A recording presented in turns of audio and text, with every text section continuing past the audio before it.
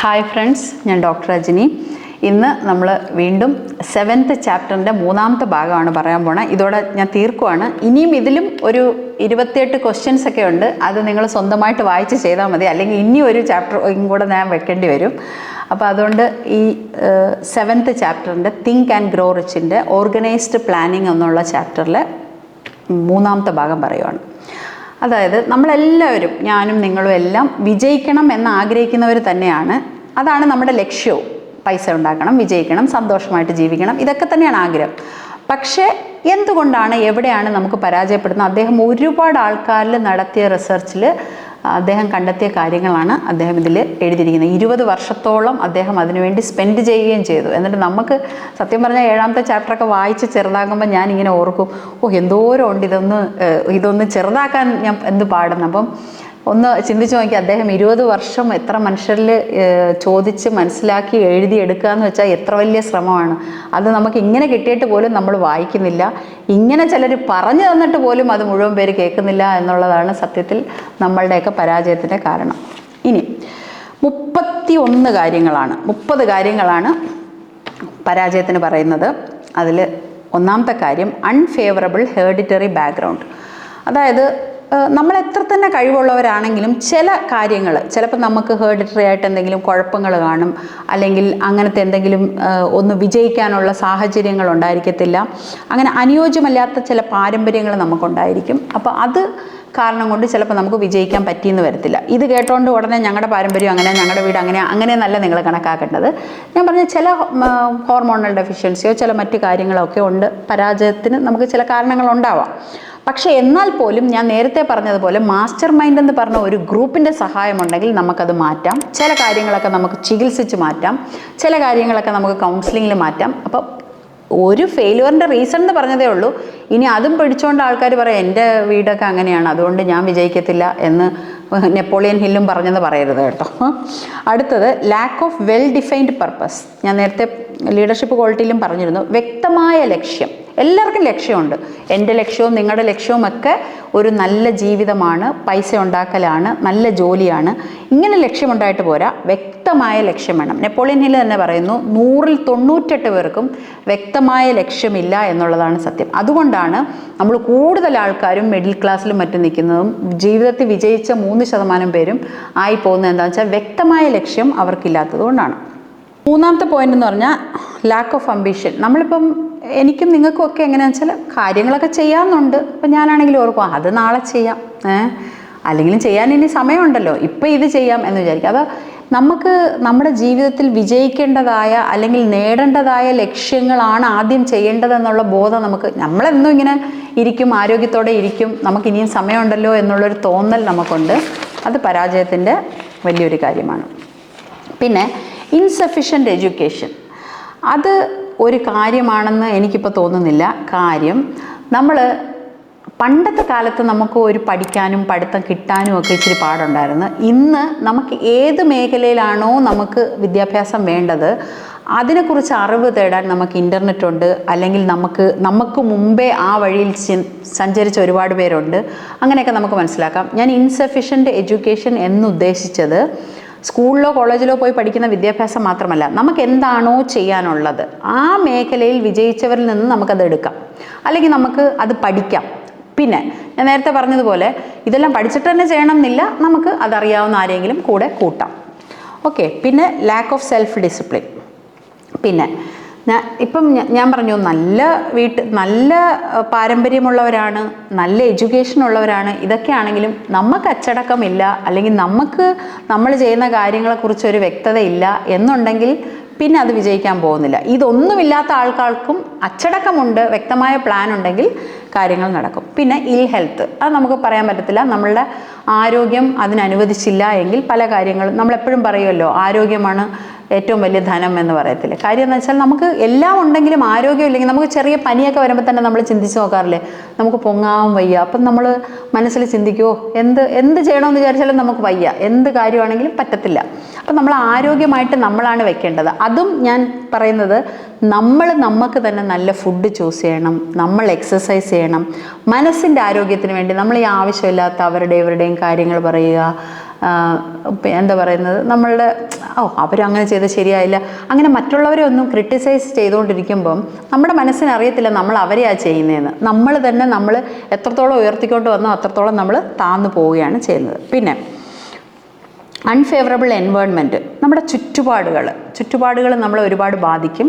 നമുക്ക് ചോയ്സ് ഉണ്ട്, നമുക്ക് ചുറ്റുപാട് തിരഞ്ഞെടുക്കാനായിട്ട്. പക്ഷേ ഈ പറയുന്നതെന്ന് പറഞ്ഞാൽ നമ്മൾ വളർന്ന സാഹചര്യമാണ് പറയുന്നത്. കാരണം നമ്മളൊരു കൊച്ചുകുട്ടിയായിരിക്കുമ്പോൾ നമ്മുടെ മനസ്സിൻ്റെ ഉള്ളിൽ കയറിയ കാര്യങ്ങളാണ് നമ്മൾ വലുതാകുമ്പോഴും പ്രവർത്തിക്കുന്നത്. അപ്പോൾ നമുക്ക് എന്താണ് പറഞ്ഞു തന്നത്, നമുക്ക് അങ്ങനെ ചെയ്യരുതെന്ന് പറഞ്ഞാൽ അത് തെറ്റാണെന്ന് തോന്നും, ഇങ്ങനെ ചെയ്യരുതെന്ന് പറഞ്ഞാൽ ഓരോരുത്തർക്ക് കൊച്ചിലെ അവർ വളരുമ്പം പേരൻസ് പറഞ്ഞു കൊടുക്കുന്നത്, ഫ്രണ്ട്സ് പറഞ്ഞു കൊടുക്കുന്നത്, ചുറ്റുപാടുമുള്ളവർ പറഞ്ഞു കൊടുക്കുന്നതാണ് അതൊരു ശരിയായിട്ട് അവർ സ്വീകരിക്കുന്നത്. പിന്നീട് അവർ മാറ്റാൻ ശ്രമിച്ചാലും ഈ കാര്യങ്ങൾ തന്നെ അവരുടെ സ്വഭാവത്തിൽ വന്നുകൊണ്ടേയിരിക്കും. പിന്നെ ലാക്ക് ഓഫ് പെർസിസ്റ്റൻസ്, അത് നേരത്തെയും ഒക്കെ പറഞ്ഞിട്ടുള്ളതാണ്. നമ്മൾ എന്ത് കാര്യം ചെയ്താലും വലിയ ആവേശത്തിൽ ഇതെല്ലാം കഴിഞ്ഞ് അങ്ങ് തുടങ്ങി, പക്ഷേ പിന്നെ അതിന് വീണ്ടും ഒരു പെർസിസ്റ്റൻസ് ഇല്ല, അല്ലെങ്കിൽ പിന്നെ അതിന് ഒരു തുടർച്ചയില്ല എന്നുണ്ടെങ്കിൽ ഏത് കാര്യവും നമുക്ക് ഇതായിപ്പോവും. പിന്നെ നെഗറ്റീവ് പേഴ്സണാലിറ്റി. ഇപ്പോൾ ഞാനൊരു നെഗറ്റീവ് പേഴ്സണാലിറ്റി ആണെന്ന് വെച്ചോളൂ. ഞാൻ പ്രവർത്തിക്കുന്നതും ഞാൻ മറ്റുള്ളവരോട് കാണിക്കുന്നതും ഒക്കെ നെഗറ്റീവ് ആറ്റിറ്റ്യൂഡാണ്. പക്ഷെ ഞാൻ പ്രതീക്ഷിക്കുന്നത് എന്താണ്, എല്ലാ മനുഷ്യരും പ്രതീക്ഷിക്കുന്നത് മറ്റുള്ളവരൊക്കെ എൻ്റെ അടുത്ത് നല്ല സ്നേഹമായിരിക്കണം, എനിക്ക് നല്ല ഫേവറുകൾ ചെയ്യണം, ഇതാണ് നമ്മൾ പ്രതീക്ഷിക്കുന്നത്. ഒരു കാര്യം നിങ്ങൾ മനസ്സിലാക്കുക, എന്ത് കൊടുക്കുന്നോ അതേ കിട്ടത്തുള്ളൂ, വിതയ്ക്കുന്നതേ കൊയ്യത്തുള്ളൂ, അത് മനസ്സിലാക്കുക. അപ്പം നിങ്ങൾക്ക് ഒരു നെഗറ്റീവ് അപ്രോച്ചാണ്, അല്ലെങ്കിൽ നിങ്ങളോട് മറ്റുള്ളവർ കാണിക്കുന്ന ഒരു നെഗറ്റീവ് അപ്രോച്ചാണെങ്കിൽ നിങ്ങൾ കൊടുക്കുന്നതും അതാണ് എന്ന് മനസ്സിലാക്കുക. ഇപ്പോൾ ആൾക്കാർ പറയുമോ നിങ്ങൾക്ക് എങ്ങനെ സ്നേഹം കിട്ടുന്നു, അല്ലെങ്കിൽ നിങ്ങൾക്ക് എങ്ങനെ അംഗീകാരം കിട്ടുന്നു, നിങ്ങൾ എന്താണ് കൊടുക്കുന്നത് എന്നൊന്ന് ചിന്തിക്കുക. പിന്നെ ലൈംഗിക ആസക്തി നിയന്ത്രിക്കാതിരിക്കുക. ഇതിനെ പറ്റിയിട്ട് തന്നെ മാത്രം ഒരു ചാപ്റ്റർ ഉണ്ട്, അതിൽ ഞാൻ വിശദീകരിച്ച് അദ്ദേഹം പറഞ്ഞിരിക്കുന്നത് എന്താണെന്ന് പറഞ്ഞുതരാം. ഇത് വൺ ഓഫ് ദ പോയിൻ്റ് ആയിട്ട് ചെറുതായിട്ട് പറഞ്ഞിരിക്കുകയാണ്. അപ്പോൾ നമുക്ക് lack of control of sexual desire, അതായത് സെക്ഷൽ അർജ്.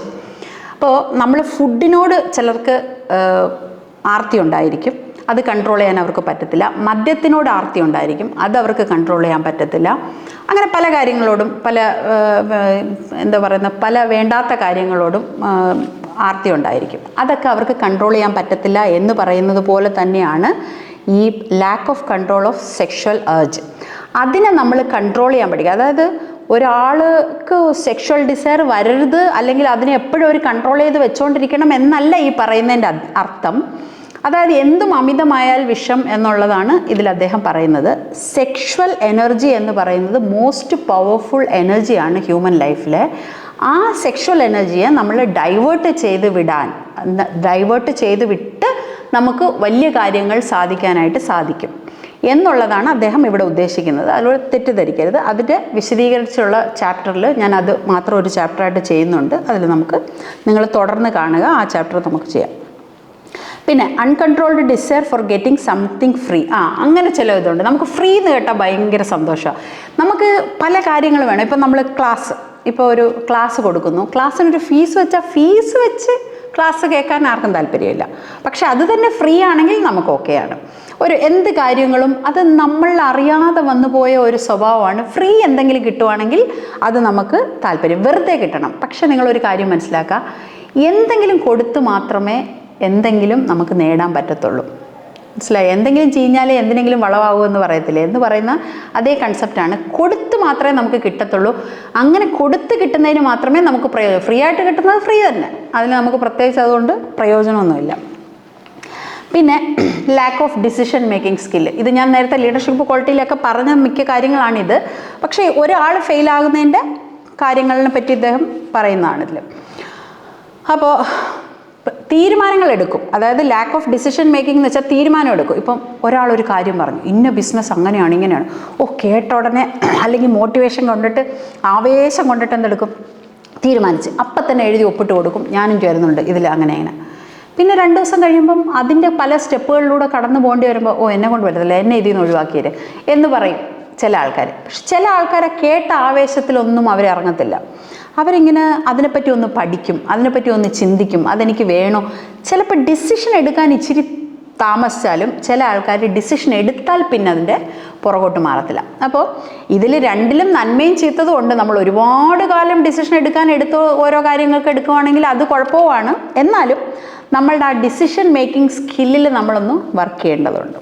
പിന്നെ ഭയങ്ങൾ നമ്മളെ സൃഷ്ടിച്ചിരിക്കുന്നത് തന്നെ ഒരുപാട് ഭയങ്ങളുമായിട്ടാണ്. നമുക്ക് ഒരാൾക്ക് ഒരു തരം ഭയം ഉണ്ടെങ്കിൽ ഒരാൾക്ക് വേറൊരു തരം ഭയമുണ്ട്. അത് നമ്മളുടെ എന്താ പറയുക മനുഷ്യൻ്റെ പ്രൊട്ടക്ഷന് വേണ്ടിയിട്ട് വെച്ചിരിക്കുന്നതാണ്. പക്ഷേ ഭയങ്ങളെല്ലാം സത്യമല്ല എന്നുള്ളതാണ്. ഇപ്പോൾ ഞാൻ ഈ വീഡിയോ ചെയ്യുന്നു, ഈ വീഡിയോ നിങ്ങൾക്കൊക്കെ ഇഷ്ടപ്പെടുമോ എന്നൊരു ഭയം എനിക്കുണ്ടെങ്കിൽ അതിലൊരു സത്യവും ഇല്ല. കാരണം ഞാൻ വിചാരിക്കുന്നതാണ് ഇഷ്ടപ്പെടുമോ ഇഷ്ടപ്പെടത്തില്ലേ എന്നുള്ളത്. അപ്പം അത് നിങ്ങൾ കാണുമ്പോഴാണ് നിങ്ങളത് എങ്ങനെയാണ് എടുക്കുന്നതെന്നുള്ളത് അറിയാൻ പറ്റത്തുള്ളൂ. അങ്ങനെയാണ് നമ്മൾ ഓരോ കാര്യവും ചെയ്യുമ്പോൾ. നമ്മളൊരു ഫുഡ് ഉണ്ടാക്കിയത് നന്നാവൂലേ, അല്ലെങ്കിൽ എല്ലാ കാര്യത്തിനും നമ്മൾ അങ്ങനെ വിചാരിക്കാറുണ്ട്. അത് നമ്മുടെ മാത്രം ഭയമാണ്, നമ്മുടെ മാത്രം ഫീലിംഗ് ആണത്. സത്യത്തിൽ കൂടുതൽ ഭയങ്ങളും അങ്ങനെ തന്നെ ഉണ്ടാകുന്നതാണ്. അപ്പോൾ ഈ പല ഭയങ്ങളിൽ നിന്ന് നമുക്ക് മാറി നിൽക്കാമെന്ന് ഞാൻ പറയത്തില്ല, ആ ഭയത്തിനെ ഫേസ് ചെയ്യണം. ഇപ്പോൾ ഏതൊരു കാര്യവും, ഇപ്പോൾ നമ്മൾ ഡ്രൈവ് ചെയ്യാൻ തുടങ്ങുമ്പോൾ നമുക്ക് ഡ്രൈവ് ചെയ്യുന്ന ഭയമാണ്. പക്ഷേ ഓടിച്ച് തുടങ്ങിക്കഴിയുമ്പോൾ പിന്നെ നമ്മൾ പോലും അറിയത്തില്ല അല്ലേ. നമ്മൾ ചിലരോട് വർത്തമാനം പറഞ്ഞുകൊണ്ടോ പാട്ട് കേട്ടോണ്ടോ ഒക്കെ നമ്മളങ്ങ് പോകും. പക്ഷെ ആ ഭയത്തിനെ മറികടക്കാൻ ശ്രമിച്ചാൽ മാത്രമേ അത് സാധിക്കത്തുള്ളൂ. പിന്നെ സെലക്ഷൻ ഓഫ് റോങ് പാർട്ട്ണർ, അതായത് നമ്മൾ കല്യാണം കഴിക്കാനായിട്ട് നമ്മളൊരു പാർട്ട്ണറിനെ സെലക്ട് ചെയ്യുമ്പോൾ എല്ലാ മതങ്ങളിലും പറയുന്നുണ്ട് നിങ്ങളുടെ രീതിയിൽ നിങ്ങളുടെ സംസ്കാരവുമായിട്ട് യോജിച്ചവരെ തന്നെ സെലക്ട് ചെയ്യണം എന്ന് പറയുന്നുണ്ട്. അപ്പോൾ അതെന്തിനു വേണ്ടിയിട്ടാണെന്ന് പറഞ്ഞാൽ, ചുമ്മാ എൻ്റെ വീട്ടിൽ അങ്ങനെയാണ് നിങ്ങളുടെ വീട്ടിൽ ഇങ്ങനെയാണ് ഇത് തന്നെ ഇങ്ങനെ കമ്പയർ ചെയ്ത് ഏത് നേരവും അടിച്ചുകൊണ്ടിരിക്കുന്നവർക്ക് ജീവിതത്തിൽ വിജയിക്കാനൊന്നും സമയം കാണത്തില്ല. ഇവിടെ ഈ അടിയിടാനേ നേരം കാണത്തുള്ളൂ. മനസ്സിലായോ?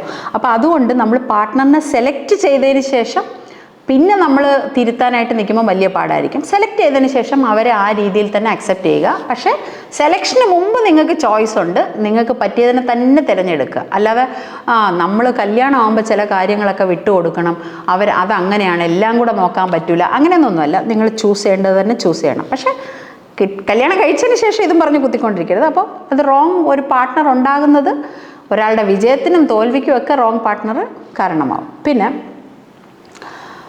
ഓവർ കോഷ്യസ്, നമുക്ക് ഭയങ്കര അതീവ ജാഗ്രത. ചിലരിപ്പം എന്താ പറയുന്നത്, അയ്യോ പിന്നെ വണ്ടി ഓടിക്കരുത്, വണ്ടി ഇടിക്കും, അങ്ങനെയാണെങ്കിൽ പിന്നെ ആർക്കും വണ്ടി ഓടിക്കാൻ പറ്റത്തില്ല.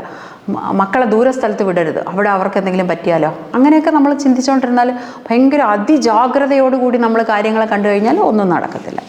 പിന്നെ നേരത്തെ ഞാൻ പറഞ്ഞത് selection of wrong partner in ലൈഫാണ് പറഞ്ഞത്. അടുത്തത് നമ്മുടെ ബിസിനസ്സിൽ തെറ്റായ ഒരു പങ്കാളിയെ സെലക്ട് ചെയ്താൽ, നമ്മളെപ്പോലെ ചിന്തിക്കുന്നവരല്ല എന്നുണ്ടെങ്കിൽ നമുക്ക് അടിയിടാനും നമ്മളുടെ അങ്ങോട്ടും ഇങ്ങോട്ടും രണ്ടുപേരുടെയും ഈഗോ കാരണം നമുക്ക് ഒരുപാട് പ്രശ്നങ്ങളുണ്ടാകും. അപ്പോൾ അതുകൊണ്ട് ബിസിനസ്സിൽ നമ്മൾ പങ്കാളിയെ തിരഞ്ഞെടുക്കുമ്പോഴും വളരെ ആലോചിച്ച് ചിന്തിച്ച് നമുക്ക് പറ്റുന്നതാണോ എന്ന് തിരഞ്ഞെടുക്കണം. പിന്നെ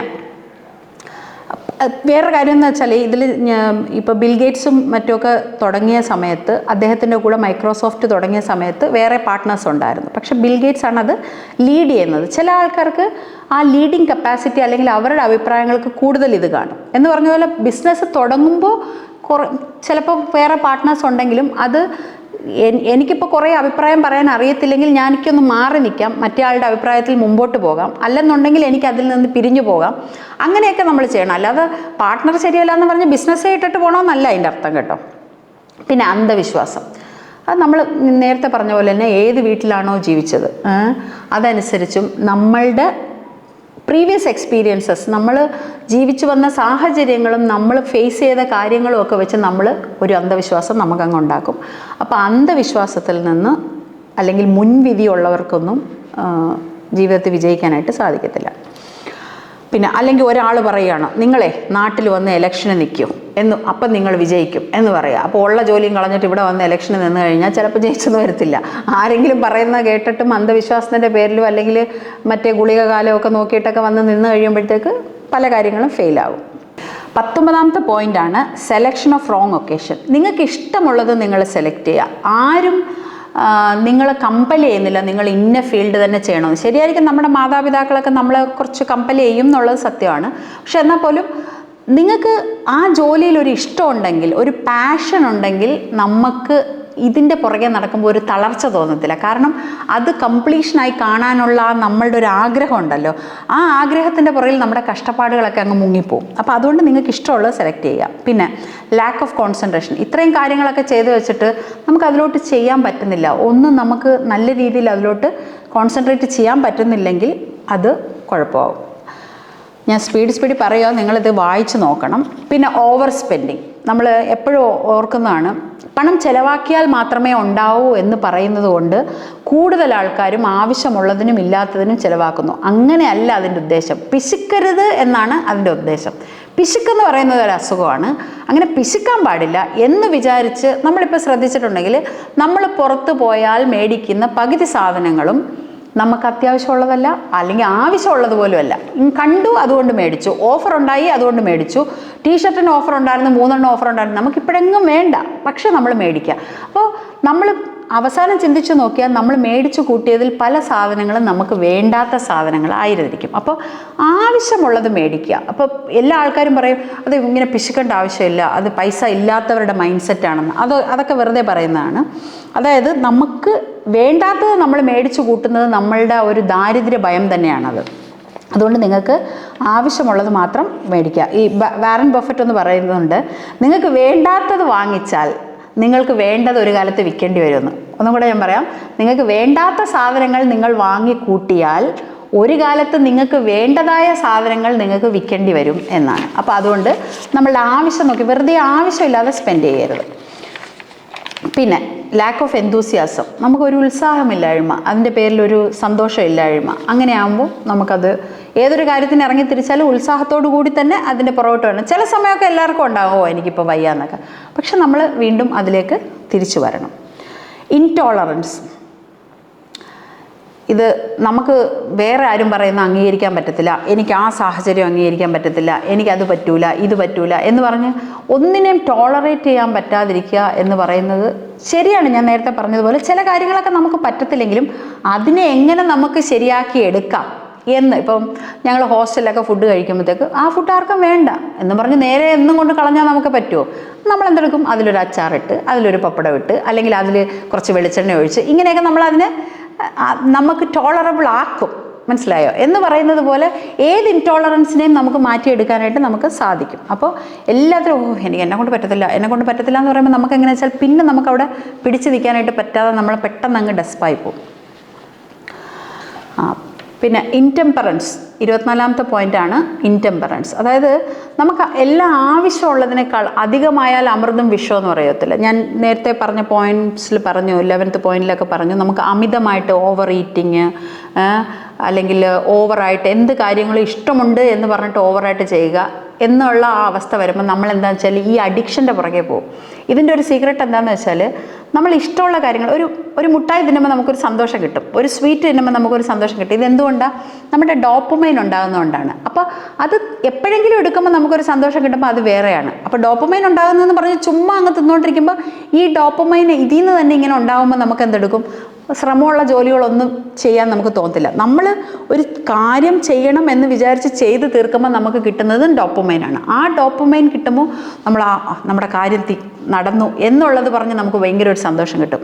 അപ്പോൾ ഈ തിന്നുക, ഇങ്ങനത്തെ അഡിക്ഷനിൽ പോവുക എന്നൊക്കെ പറയുമ്പോൾ ആ സന്തോഷം കിട്ടിക്കഴിയുമ്പോൾ നമുക്ക് ഈ സന്തോഷങ്ങൾക്ക് വേണ്ടി വർക്ക് ചെയ്യാനായിട്ട് നമുക്ക് തോന്നത്തില്ല.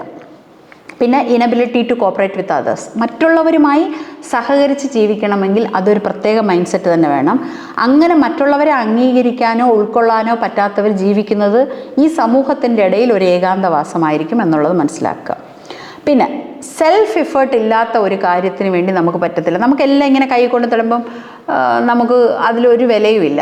ഇപ്പോൾ എന്താ പറയുന്നത്, നമ്മൾ പണ്ടത്തെ കാലത്തെ കുട്ടികൾക്കൊക്കെ ചെറിയ വീടും ചെറിയ ഫെസിലിറ്റീസിലും അവർ ഒരുപാട് സന്തോഷം കണ്ടെത്തിയിരുന്നു എന്ന് പറയുന്ന, കാരണം അവർക്കും ഒരു എഫേർട്ടുണ്ട്. ആ വീട്ടിൽ എൻ്റെ മക്കളൊക്കെ ചോദിക്കും, നിങ്ങൾക്കൊന്നും ബോറടിച്ചിരുന്നില്ലേ? കാരണം നമുക്ക് ബോറടിക്കാനായിട്ട് എന്താ പറയുന്നത്, നമ്മളെല്ലാവരും കൂടെ ചേർന്നാണ് ഒരു വീട്ടിലെ കാര്യങ്ങൾ ചെയ്യുന്നത്. അപ്പോൾ നമുക്കതിലൊരു സന്തോഷമുണ്ട്. ഒരു കാര്യം നടക്കുമ്പം, വീട്ടിലൊരു ഫംഗ്ഷൻ നടക്കുമ്പോൾ ഒക്കെ നമുക്ക് എല്ലാവർക്കും ഇൻവോൾവ്മെൻ്റ് ഉണ്ട്. പക്ഷേ ഇന്നത്തെ കുട്ടികൾ അവിടെ വെറുതെ ഇരുന്നിട്ട് വന്ന് ഇങ്ങനെ കാണുന്നതല്ലേ ഉള്ളൂ. അപ്പോൾ അവർക്ക് അതിലൊരു ഇൻവോൾവ്മെൻ്റ് ഇല്ല. അപ്പോൾ നമുക്ക് ഒരു എഫേർട്ട് വേണം. ഇപ്പോൾ ചില കമ്പനികളിൽ അച്ഛനും അമ്മയും പൈസക്കാരാണ്, അതുകൊണ്ട് അല്ലെങ്കിൽ അവർക്കൊരു ബിസിനസ് സ്ഥാപനമുണ്ട്. അപ്പോൾ ആ ചെയർ ആ മകന് വന്നിരിക്കാം. അവൻ അവിടെ ഒരു ഇഫർട്ട് ഇല്ലാത്തതുകൊണ്ട് ഇത് എങ്ങനെ നേടി, അല്ലെങ്കിൽ മറ്റുള്ളവരുടെ ബുദ്ധിമുട്ട് എന്താണ്, അവിടുത്തെ സ്റ്റാഫിൻ്റെ ബുദ്ധിമുട്ട് എന്താണ്, ഇതൊന്നും അവർ മനസ്സിലാക്കത്തില്ല. അപ്പോൾ സെൽഫ് ഇഫർട്ട് ഇല്ലാത്ത ഒരു വലിയ കുഴപ്പമാണ്. പിന്നെ ഡിസ്ഹോണസ്റ്റി, അത് ഞാൻ നേരത്തെ തന്നെ പറഞ്ഞിരുന്നു. എന്താ പറയുന്നത്, സത്യസന്ധത എന്ന് പറയുന്ന ഒരു കാര്യം നമുക്ക് എന്താ പറയുന്നത്, അതിന് പകരമായിട്ട് വേറെ ഒന്നും വെക്കാൻ പറ്റത്തില്ല. ചില ചെറിയ കാര്യങ്ങൾക്കോ സാഹചര്യത്തിൻ്റെ സമ്മർദ്ദം കൊണ്ടോ ഒക്കെ ചില കള്ളങ്ങൾ ആൾക്കാർ പറഞ്ഞെന്നിരിക്കും. പക്ഷെ അതുപോലും നമ്മൾ കള്ളമാണ് പറഞ്ഞത് എന്നുള്ളൊരു കുറ്റബോധം ഉണ്ടായിരിക്കണം. എന്നാൽ മാത്രമേ നമുക്ക് ഒരു നല്ല രീതിയിൽ മുമ്പോട്ട് പോകാൻ പറ്റുള്ളൂ. അല്ലാതെ ചില ആൾക്കാരെ കണ്ടിട്ടുണ്ടോ, ആവശ്യമൊന്നും കാണത്തേയില്ല, ആവശ്യമുള്ളതിനും ഇല്ലാത്തതിനും ഒക്കെ അതൊരു ഹാബിറ്റായി പോയിട്ടുണ്ട് കള്ളം പറയുന്നത്. അങ്ങനെയുള്ളവർ ഒരുപാട് നാളൊന്നും ഈ കള്ളങ്ങളൊന്നും പറഞ്ഞ് ഒരു സ്ഥലത്തും അവർക്ക് വിജയിച്ച് നിൽക്കാനായിട്ട് പറ്റത്തില്ല. പിന്നെ അടുത്ത 28ാമത്തെ പോയിൻ്റാണ് ഈഗോ. അതൊരു ഭയങ്കര ബുദ്ധിമുട്ടുള്ളൊരു കാര്യമാണ്. എനിക്കും നിങ്ങൾക്കും ഒക്കെ ഈഗോ ഉണ്ട്, ഇല്ലയെന്ന് ഞാൻ പറയുന്നില്ല. പക്ഷേ നമുക്ക് എന്താ പറയുന്നത്, നമ്മൾക്ക് ഒരു തരത്തിലും ഒരു എതിർപ്പും പറ്റത്തില്ല, എനിക്ക് ഞാൻ തന്നെ വലിയ ആൾ എന്നുള്ള രീതിയിൽ ദുരഭിമാനിയായിട്ട് നമ്മൾ മാറിയാൽ, അല്ലെങ്കിൽ പൊങ്ങച്ചക്കാരനായിട്ട് മാറിയാൽ അവർക്കും ഒരു മനുഷ്യ ജീവിതം ജീവിക്കാൻ പറ്റില്ല. കാരണം മനുഷ്യൻ എന്ന് പറയുന്ന ഒരു സമൂഹ ജീവിയാണ്. ഒരു സമൂഹത്തിൽ ജീവിക്കണമെങ്കിൽ അവന് കുറച്ച് ക്വാളിറ്റീസ് വേണം. ഇതൊന്നും ഇല്ലാതെ നമ്മൾ മാറി നിന്നാൽ നമുക്ക് മനുഷ്യനായിട്ട് ജീവിക്കാൻ പറ്റത്തില്ല. അപ്പം നമുക്ക് എന്ത് പറ്റും, നമ്മൾ ആകെ തളർന്ന് എല്ലാവരും എൻ്റെ അടുത്ത് കുഴപ്പക്കാരാണെന്ന് പറഞ്ഞുകൊണ്ട് കംപ്ലൈൻറ്റ് പറഞ്ഞുകൊണ്ടിരിക്കും.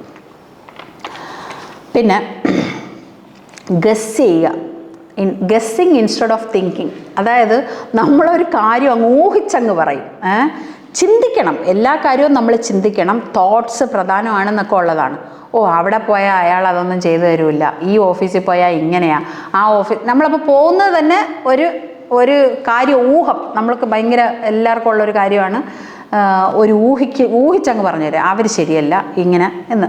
ശരിക്കും നമ്മൾ ചിന്തിക്കണം, പക്ഷേ ഊഹിക്കരുത്. ഊഹിച്ച് വെറുതെ ആവശ്യമില്ലാത്ത ഇത് ചെയ്യരുത്. പിന്നെ ഇതിൽ വേറൊരു കാര്യം എന്ന് പറഞ്ഞാൽ ലാക്ക് ഓഫ് ക്യാപിറ്റൽ. ഏതൊരു ബിസിനസ് തുടങ്ങുന്നതിനും നമുക്ക് ഒരു ഇൻവെസ്റ്റ്മെൻറ്റ് ആവശ്യമാണ്, ഒരു പൈസ ആവശ്യമാണ്. അപ്പം ഇതെല്ലാം ഉള്ള ഒരാൾക്ക് ചിലപ്പോൾ പൈസ ഇല്ലായിരിക്കും. ഈ ക്വാളിറ്റീസ്, ഈ പറയുന്ന കാര്യങ്ങളെല്ലാം ചെയ്യാം, പക്ഷെ പൈസ ഇല്ലായിരിക്കും. പക്ഷേ അങ്ങനെയുള്ള അവസരത്തിലും ഇപ്പം നമുക്ക് ഇൻവെസ്റ്റേഴ്സിനെ നമുക്ക് കിട്ടും. അപ്പം നമുക്ക് പൈസ ഇല്ലെങ്കിലും നമ്മൾ വിഷമിക്കേണ്ട ആവശ്യമില്ല, നമ്മൾ ഇൻവെസ്റ്റേഴ്സിനെ എടുക്കണം.